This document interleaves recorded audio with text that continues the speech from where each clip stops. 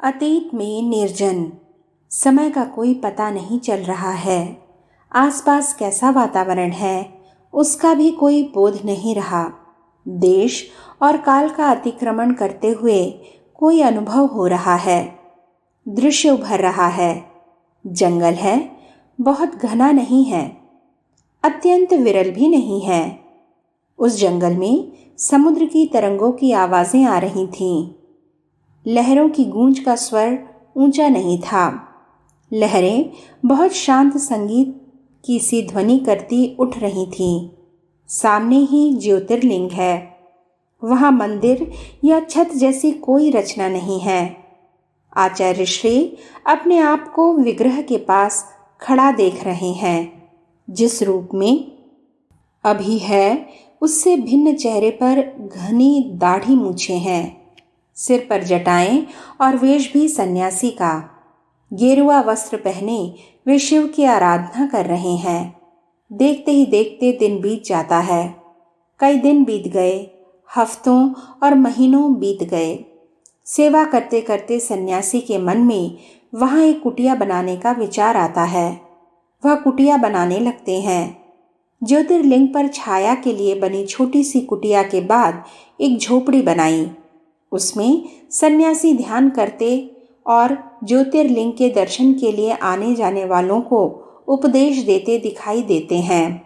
धीरे धीरे वहाँ 8-10 साधक इकट्ठे हो गए हैं, निवास करने लगे हैं और सन्यासी के सानिध्य में साधना करने लगे हैं।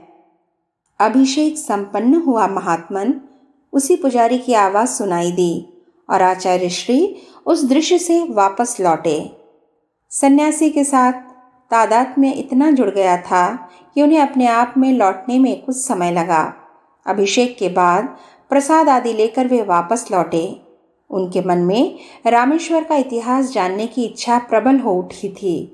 वे मंदिर के कार्यालय में जाने, पुस्तकालय खंगालने या अधिकारी विद्वानों से मिलने के बारे में विचार करने लगे। इस संकल्प विकल्प के साथ वे मंदिर की परिक्रमा करने लगे। परिक्रमा मार्ग के दाईं ओर पर्वत वाहिनी का मंदिर है। यहाँ पार्वती की भव्य प्रतिमा स्थित है। पर्वत वाहिनी पार्वती का ही दूसरा नाम है। मंदिर के पास ही एक शयन मंदिर है। निशीथ आरती के बाद भगवान रामेश्वर की उत्सव मूर्ति यहाँ लाई जाती है। आचार्य श्री जब इस मंदिर में दर्शन कर रहे थे तो वहाँ के अर्चक से अनायास ही चर्चा चल पड़ी। मंदिर के प्रारंभिक इतिहास के बारे में पूछा। उसने बताया कि शास्त्रों में रामेश्वर ज्योतिर्लिंग के वन में ही मिलने का उल्लेख आता है। वह खुले आकाश के नीचे स्थित था। किसी संत ने वहां सबसे पहले छाया की। उसके दसियों या सैकड़ों सालों बाद राजाओं, नरेशों ने मंदिर बनवाया। कालांतर में वह मंदिर विस्तार लेता गया। राम झरोखा में आहुतियाँ। रामेश्वर का यज्ञ तैयारियों और व्यवस्थाओं की दृष्टि से समग्र था। आचार्य श्री की यात्रा के बाद और भी लोग ज्वालादत्त के साथ आ गए थे। इनमें एक राम झरोखा से आए एक वैष्णव साधु राघव दास भी थे। राघव दास बल के उपासक थे। उनके आराध्य हनुमान थे। उनके गाए भजनों में हनुमान को कई बार राम से भी श्रेष्ठ निरूपित किया जाता था। दुनिया भगवान राम के बिना नहीं चलती और राम को अगर कोई पहल करना हो तो वे हनुमान को ही आगे करते हैं। रामेश्वर मंदिर के कुछ पुरोहित साधु राघव दास की आलोचना करते थे। साधु बाबा को इससे कोई फर्क नहीं पड़ता था। इन्हीं राघव दास का मानना था कि गायत्री हनुमान की प्रथम आराध्य थी।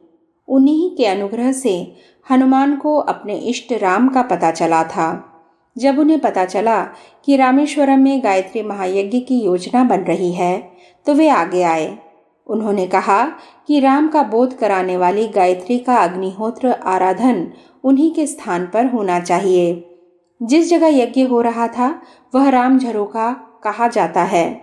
राम झरोखा हनुमान का स्थान माना जाता है। पुराणों के अनुसार कलयुग से पहले यहाँ एक विशाल पर्वत था। गंधमादन पुराण प्रसिद्ध इस पर्वत पर देवता निवास करते थे। महर्षि अगस्त्य ने यहीं अपना आश्रम बनाया हुआ था।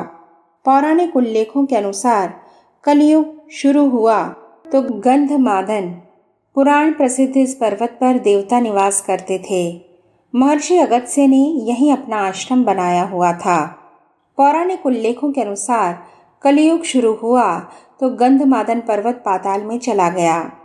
प्रकृति विज्ञानियों के अनुसार किसी जमाने में यहाँ भूकंप आया और पर्वत छिन्न भिन्न हो गया। इस क्षेत्र में आए भौगोलिक परिवर्तन के कारण सिर्फ टीला ही रह गया।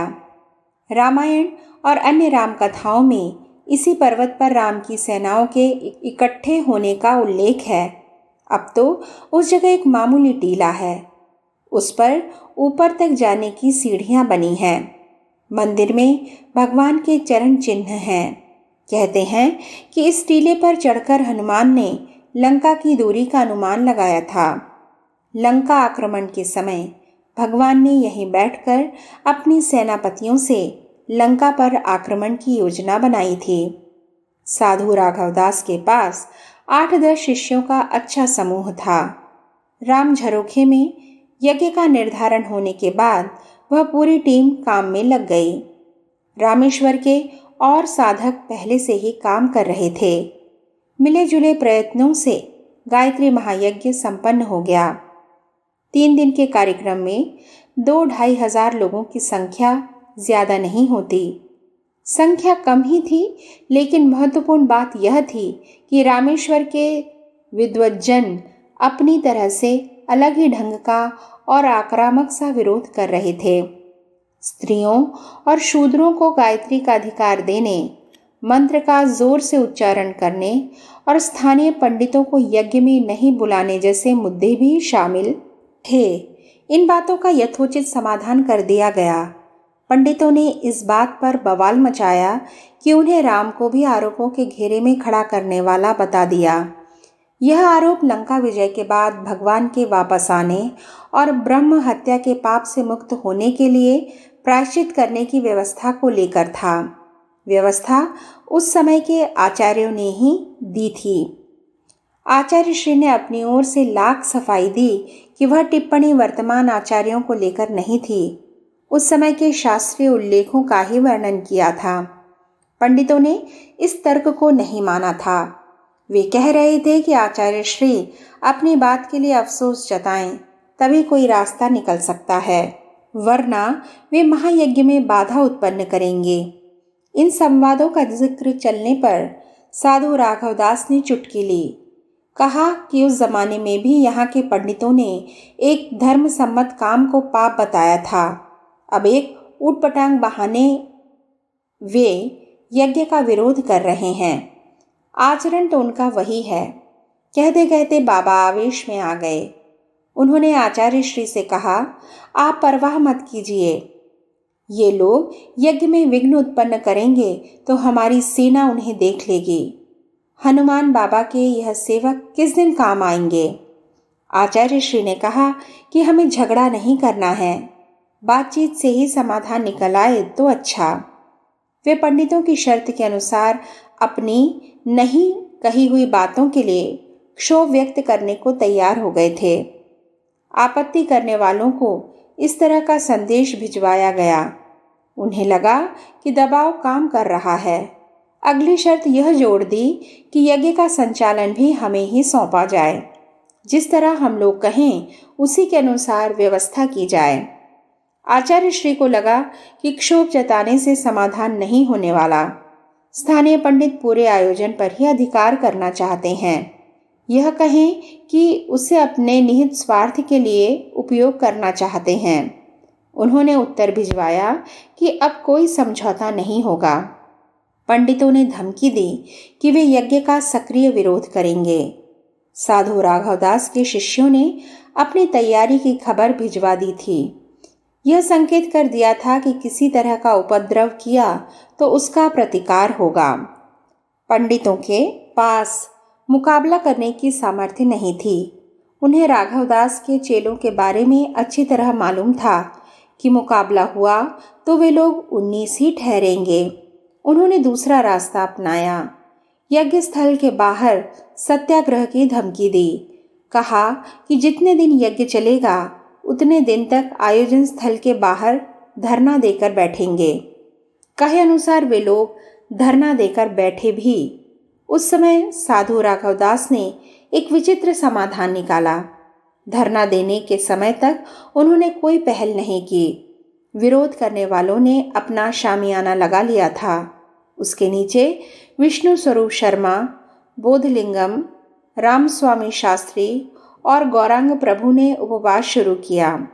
जहां ये लोग बैठे थे उसके पीछे बैनर पर लिखा हुआ था, शास्त्र विरुद्ध और धर्म विरुद्ध महायज्ञ के आयोजन के विरोध में। विरोध में पंडित जनों ने विरोध शुरू किया ही था कि साधु राघवदास के शिष्य आ गए। उन्होंने हाथ से पोस्टर थाम रखे थे। उन पर लिखा था, कुछ विद्वानों द्वारा महायज्ञ में विघ्न उपस्थित करने के विरोध में, साथ ही यह अनुरोध भी कि वे आयोजन में शामिल हो। यज्ञ में आने वाले लोग दोनों खेमों में जा रहे थे। राघवदास के खेमे में बैठे लोग सिर्फ यही अनुरोध कर रहे थे कि भगवान का नाम जहां भी लिया जा रहा हो, धर्म प्रेमियों को उसमें भाग लेना चाहिए। सामने बैठे पंडित जन महायज्ञ में चलें या उसके दोष बताएं। दोष बताना है तो उसके लिए भी वहां तो जाना ही पड़ेगा। जो भी गलती होगी हम सुधार लेंगे, वे चलें तो सही। इस खेमे में गए लोग अंध विरोध कर रहे पंडितों तक संदेश पहुंचाने लगे। शुरू में तो लोगों ने संदेश पहुंचाने तक ही सीमित रखा। दोपहर बाद यज्ञ में चलने के लिए अनुरोध सा करने लगे। कोई असर नहीं हुआ तो दबाव भी बनाने लगे। अगले दिन लोगों ने इतना ज्यादा कहा सुना कि दोपहर होने तक विरोध जता रहे पंडित अपना तंबू समेटकर चलते बने। जिस जगह गायत्री मंत्र के खुलकर उच्चारण करने का विरोध हो रहा था, वहां 32 लोगों ने दीक्षा ली। आचार्य श्री का मानना था कि दीक्षा मंत्र एक ही है। आरंभ से गायत्री मंत्र का ही उपदेश दिया जाता रहा, इसलिए गायत्री मंत्र को गुरु मंत्र भी कहते हैं। दूसरे संप्रदायों या साधना परंपराओं में अपने अपने मंत्र देना आरंभ किया, लेकिन गायत्री मंत्र की उपासना फिर भी सभी धाराओं में जारी रही। उपनयन या यज्ञोपवीत के समय आचार्य गायत्री मंत्र की ही दीक्षा देता है। आचार्य श्री ने यज्ञ में इस बात को कई उदाहरणों और प्रमाणों से समझाया। आयोजन 3 दिन तक चला। तीनों दिन रामेश्वर के स्थानीय लोग आए, तीर्थयात्री भी आए गए, लेकिन यज्ञ की असल भागीदारी तो स्थानीय लोगों की ही रही। कई तो ऐसे थे जिनका उपनयन संस्कार यथा समय हो गया था, लेकिन उन्होंने गायत्री मंत्र की दीक्षा के उद्देश्य से एक बार फिर संस्कार कराया। उस दिन महायज्ञ की पूर्णाहुति थी। आहुतियां पूरी हो चुकी थी। कर्मकांड भी संपन्न हो गया था। उसके बाद स्वयंसेवक यज्ञशाला में बिखरा हुआ सामान समेटने लगे थे। इन सब बातों से विरत हुए से आचार्य श्री अपने आसन पर बैठे थे। वे समूह की ओर निहार रहे थे। बैठे बैठे उन्हें विचित्र अनुभूति हुई। अनुभूति के अलावा शास्त्रों में पढ़े हुए प्रसंग की अनुस्मृति भी कह सकते हैं। लगा कि भगवान राम अपनी जीती हुई सेना के साथ वापस लौट रहे हैं। यह बोध भी बराबर बना हुआ है कि भगवान राम, लक्ष्मण और सीता सहित हनुमान आदि पुष्पक विमान से वापस लौटे थे, लेकिन मन ही तो था, अपने आप दृश्यों का संयोजन कर रहा था।